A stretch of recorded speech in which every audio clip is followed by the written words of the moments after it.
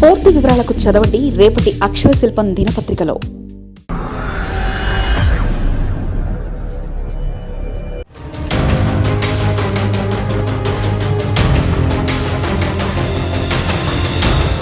తెలుగు రాష్ట్రాలలో భూ ప్రకంపనలు. ఏపీలో ఉదయం నుంచి భూ ప్రకంపనలతో ప్రజలను భయకంపితులయ్యాయి.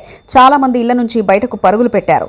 ప్రజలు ఏపీలో చాలా ప్రాంతాల్లో కూడా భూకంప ప్రకటనలు సృష్టించింది. విజయవాడలో కొన్ని సెకండ్ల పాటు భూమి కంపించింది. ఇక్కడ కూడా భయంతో ప్రజలు ఇళ్ల నుంచి పరుగులు తీశారు. జగ్గైపేట పరిసర ప్రాంతాల్లో సైతం భూమి కంపించిందని చెప్తున్నారు. ఈ పరిసర ప్రాంతాల్లో కూడా భూ ప్రకంపనలు సృష్టించింది. ఎన్టీఆర్ జిల్లాలో భూ ప్రకంపనం ప్రజలను భయోందనలకు గురి చేసింది. దీంతో ఇల్లు అపార్ట్మెంట్ల నుంచి ప్రజలు ప్రాణభయంతో బయటకు పరుగులు పెట్టారు.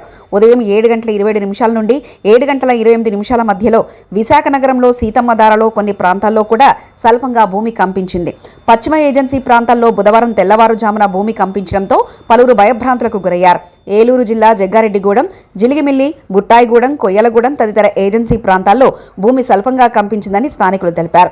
ఉదయం 7 గంటల నుంచి 7:30 మధ్యన పలు ప్రాంతాల్లో పలు సమయాల్లో ఈ భూమి కంపించిందని తెలిపారు.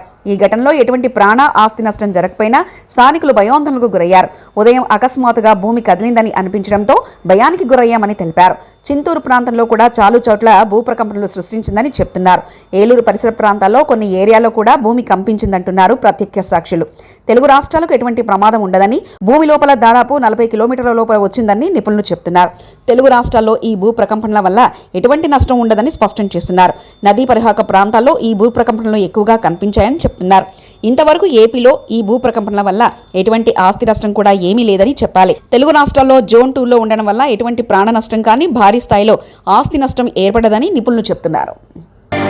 మరిన్ని కథనాల కోసం సబ్స్క్రైబ్ చేసుకోండి మీ అక్షర శిల్పం. పూర్తి వివరాలకు చదవండి రేపటి అక్షర శిల్పం దినపత్రికలో.